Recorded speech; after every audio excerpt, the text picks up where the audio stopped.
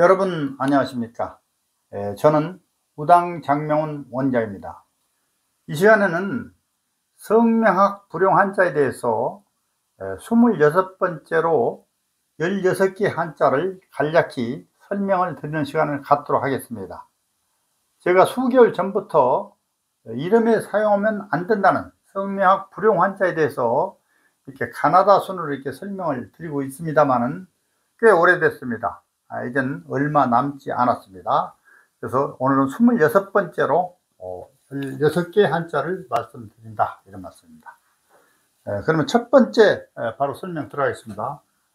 출자입니다. 출자요. 날출, 출발하다, 출생하다, 이 출자예요. 근데 이름에 이 출자를 쓰시는 분들 아마 여러분들 보신 일 없겠죠. 그러나 저는 이제 남자분들이 한두 번 이런 사람이 있더라고요. 그런데 이름에 대부분 쓰지 않습니다만은, 만약에 이 출자를 이름에 사용하시는 분이라면은 대부분 이렇다는 것이에요. 고집이 세고 허영심이 많고 또 한때 성공과 발전이 있다 하더라도 실패를 하게 된다. 또 여자는 거의 뭐 이 출자를 쓰시는 일이 없겠습니다만, 또 여자 이름이 혹시 있다면은 여자에게는 남편복이 얻게 된다. 또 화력에 계시는 분들도 있다. 이런 출자가 있어요. 나쁜 한자다, 이렇게 하시면 돼요. 그 다음 두 번째 말씀드립니다. 두 번째요. 예. 충성하다, 충자예요. 충성. 대단히 좋은 뜻을 가지고 있는 한자임에도 이름에 사용하면 나쁘다는 한자예요. 충자를 이름에 쓰시는 분들이 간혹 있죠. 의리가 많고 박해정신은 있으나 매사에 장애와 고난과 고초가 따른다는 한자예요. 그리고 조난, 단명 등을 초래하는 한자입니다. 이게 충성 충자가요. 다시 말씀드립니다만, 이름에는 뜻이 나쁜 한자도 사용하면 안 되겠습니다만, 매우 나쁜 한자요. 그 다음에 뜻이 좋아도 이름에 사용하면 안 되는 한자를 불용 한자라고 한다. 불용 한자가 쭉 나와 있어요. 그래서 그걸 잘 보고 주변에 그런 분 있으시면 바꾸는 게 좋다, 이런 말씀을 드립니다. 그 다음에 세 번째 말씀드립니다. 세 번째. 자, 이 한자는 물총새라고 해서 새의 종류예요. 물총새. 그 다음에 또 비추라는 그 보석 있죠. 비추새 쥐예요. 비추. 이 취자를 쓰시는 분들이 아마 저 보지 못했어요. 그러나 만약 이름에 쓰신다면은, 이 물총새 취자를 쓰신다면은 성격은 뭐 온순하다고 그래요. 그리고 인내력은 뭐 부족하다, 이렇게 말씀을 드릴 수 있고요. 또 질투심이 굉장히 많아서 융통성이 없게 된다. 배신을 자주 당하고 부부간의 이별, 그리고 사별, 그다음에 질병 등의 고난이 따르는 한자다. 이 출자. 이것도 굉장히 나쁜 한자로 이렇게 볼 수 있겠습니다. 그래서 출자를 이름에 쓰시면 그렇다 이거예요. 그 다음에 네 번째, 이 치자입니다. 다스리다 할 때 치자예요. 정치, 치자, 정치하다, 다스릴 치. 이 치자를 쓰시는 분들 의외로 많습니다. 종결, 끝을 의미하는 한자거든요. 허물을 암시하는 불용 한자 해당이 됩니다. 그래서 다스릴 치자도 이름에 쓰시면 안 되겠다, 이런 말씀을 간략히 드려요. 그 다음에 다섯 번째, 일곱칠입니다. 일곱 번째 칠이에요. 칠자가. 그래서 이 칠자는 아마 요즘은 쓰시는 분들 거의 볼 수가 없죠. 그러나 옛날에 아기를 다산하는 시절에, 많이 낳는 시절에 일곱 번째를 꼭 칠자를 넣는 경우가 많이 있었어요. 칠보가 뭐 칠수나 좀 유치하고 그런 이름인데, 그 이름을 쓰시는 분들이 지금도 이제 나이 드신 분들은 그냥 쓰고 계시죠. 근데 이 칠자를 이름에 사용을 하면 좋은 점도 있어요. 의지가 강하고 박력이 있다. 그게 좋은 점인데, 다른 나쁜 점으로는 구설과 시비가 많다. 매사에 끊고 매짐이 없다. 이게 칠자가 그렇단 말이에요. 주도 면밀하기보다고 빈틈이 많아서 하는 일마다 실패와 좌절이 많고 금전적으로 풍파가 속출하며 부모 형제 덕이 없는 한자다. 굉장히 칠자가 그렇습니다. 그래서 칠자는 요즘은 없습니다만, 과거에 칠자를 쓰시는 분들이 되면은 나이가 드셨어도 지금이라도 바꾸시는 게 참 좋을 것 같다, 이런 말씀을 드립니다. 그 다음에 제가 이제 6번째 봤습니다. 6번째 이 태자입니다. 클태자예요. 클태자. 대자 가운데 이제 점이 하나 들어있죠. 클태자. 이 클태자는 장남, 장녀는 쓸 수 있어요. 장남, 장녀. 그죠? 클태자. 쓸 수 있는데, 차남 이하가 쓰면 불리한 한자다. 되게 그렇더라고요. 차남 이하가 쓰면 어떻게, 뭐가 불리하냐. 장남이나 장녀가 대단히 나쁘게 된다, 이런 한자더라고요. 그래서 형제간에 이제 차남, 차녀가 이 한자를 쓰고 있으면 바꿔주는 것이 자기 언니나 오빠나 이런 경우에 또 형님이 더 좋을 수도 있다, 이 말씀을 드려요. 그 다음에 또 태자가 있죠. 7번째 이 태자입니다. 이 태자는 좋을 태, 바꿀 태, 그렇습니다. 뜻이 아주 그냥 극과 극이에요. 좋을 태가 있고 또 바꾸다는, 천지하다는 이런 한자예요. 이 한자가 아마 좋을 태라고 생각을 해서 아니 이름에 넣으시는 것 같아요. 그러나 이 태자는 이름에서는 불용 한자로 분류되어 있습니다. 이 한자를 쓰신 분들은 망신과 구설을 암시하는 불용 한자에 해당이 됩니다. 그래서 이 한자가 좋을 태라는 좋은 한자 의미가 있어도 쓰지 않아야 되겠다, 이런 말씀을 드립니다. 그 다음에 또 태자가 또 있죠. 8번째 태자.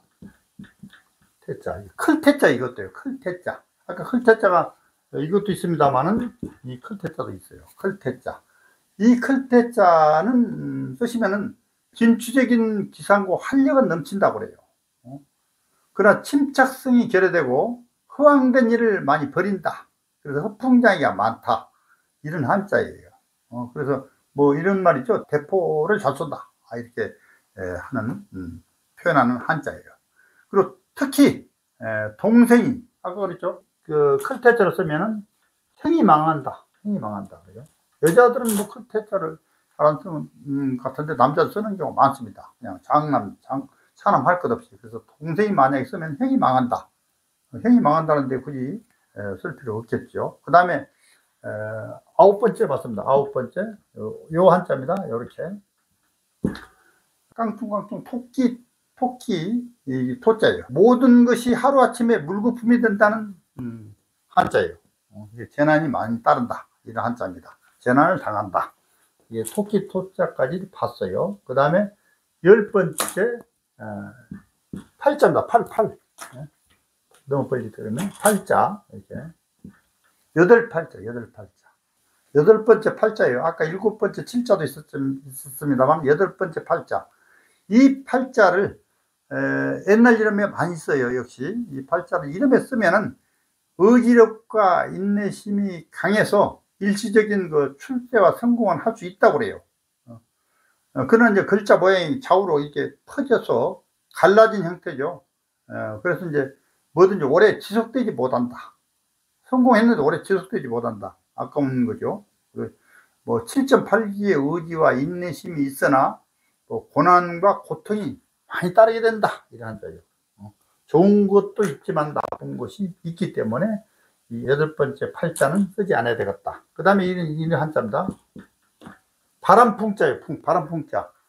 바람풍자를 이름에 쓰시는 분들 저도 보지 못했어요. 그러나 혹시 있다면 이 바람풍자 이름에 쓰셨다면은, 이런 바람풍자는 풍류를 즐겨 주색에 빠지기 쉽다는 한자예요.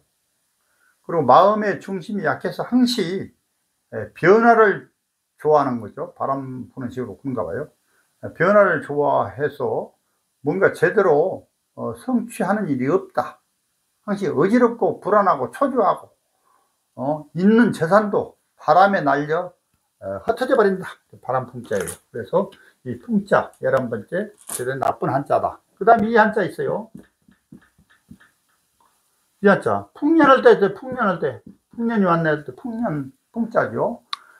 이 한자는 대단히 역시 뜻이 좋은 한자이긴 합니다만은, 이 한자를 쓰시는 분들이 대부분 재운이 불길해서 재산이 일시에 사라진다는 한자예요. 있던 재산도 날아가 버린다, 이런 얘기고, 그리고 질병과 고통이 많이 따른다. 육친이 묻어가다. 형제, 자매, 뭐 부모, 육친이 묻어가고 자손에게 불리하다. 이제 나중에 결혼해서 아기를 낳고 그러면 그 자손 불길해서 또 실패수가 많다. 아까도 얘기했습니다만 재산이 흩어진다. 이런, 그리고 어떤 분들은 자녀가 없다. 무자녀다 말이에요. 그래서 대단히 나쁘고 병약을 암시하는 한자예요. 특히 여자는 이 풍자를 쓰게 되면 남편 운이 불길할 뿐만 아니라 재산이 모아지지 않는다. 풍년 풍자. 좋은 한자임에도 그렇습니다. 풍년 풍자. 근데 그걸 쓰시는 분들 별로 없어요. 그 다음에 아래 하자 씁니다. 아래 하자. 아래 하자요. 아래 하자. 유쌍자 있고 아래 하자 있죠. 아래 하자는 역시 글자 그대로 아래 하자는 한자는 별로 보기 흉해요. 내가 보기에도. 그래서 이 아래 하자를 이름에 썼다면 실패와 재기 불령을 암시하는 한자다. 아래 하자를 이름에 사용하게 되면 복을 떨어뜨린다, 감소시킨다, 이런 얘기가 아래 하자. 그래서 이 아래 하자 쓰지 않았으면 좋겠다. 그 다음에 14번째 말씀드립니다. 14번째 여름 하자. 여름.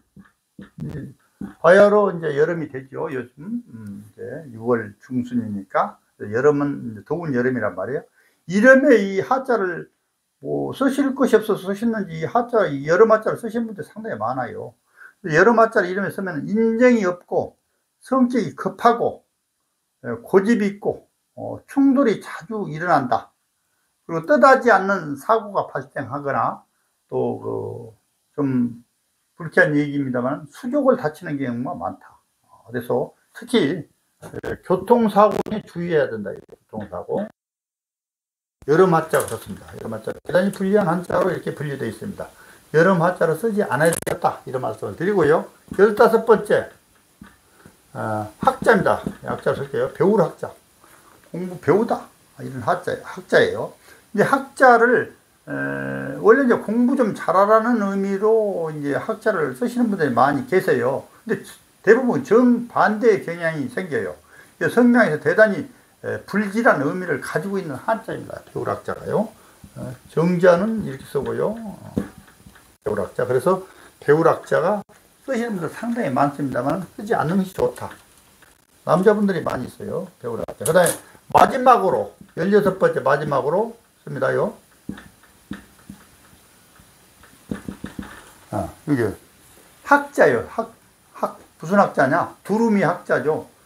천년을 산다는 학자. 그러니까 명기르라고 이렇게 이제 학자를 이름에 쓰시는 분들이 의외로 많아요. 근데 이 학자를 이름에 쓰면은 물론 그 성품은 고결하고 청수, 말글청에 이제 빼어나수, 청수하고 존경을 받는다는 한자예요. 그러나 재물이 모아지지 않고 항시 가난하게 산다.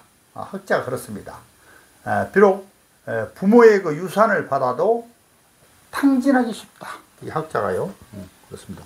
학을 천년을 산다는 학입니다. 그래서 명이 기르라고 학자를 쓰는 경우가 있습니다만은 이 학자도 역시 성명에서는 불용한자에 해당이 된다. 그래서 불용한자는 대수롭게 생각할 것이 아니라 이렇게 나쁜 뜻이 있다면 안 써야 되겠죠. 굳이 요즘 장명가님들이 어떤 분들은 누가 그러더냐고 하면서 뭐 자신있게 쓰겠다고 하시는 분들이 많으나 그러면 할 수는 없죠, 말하자면. 그러나 나쁘다는 게 뻔히 이렇게 나와 있는데 굳이 쓰실 필요는 없을 것 같다. 그리고 과거에 이런 불용한자를 가지고 있는 이름들이 많으니 그런 이름들은 한자만 바꿀 수 있는 이름이 나올 수 있는가다 보시고, 만약에 그렇지 않다면 다른 이름으로 바꾸시는 것도 더 좋은 삶을 약속할 수 있을 것이다. 이런 말씀을 드리면서 오늘 26번째로 제가 16개 불용한자를 설명을 드렸습니다. 16개 한자 불용한자 참고하시기 바랍니다. 다음에 이제 또 27번째 이렇게 설명을 드리겠습니다. 오늘 마치겠습니다. 감사합니다.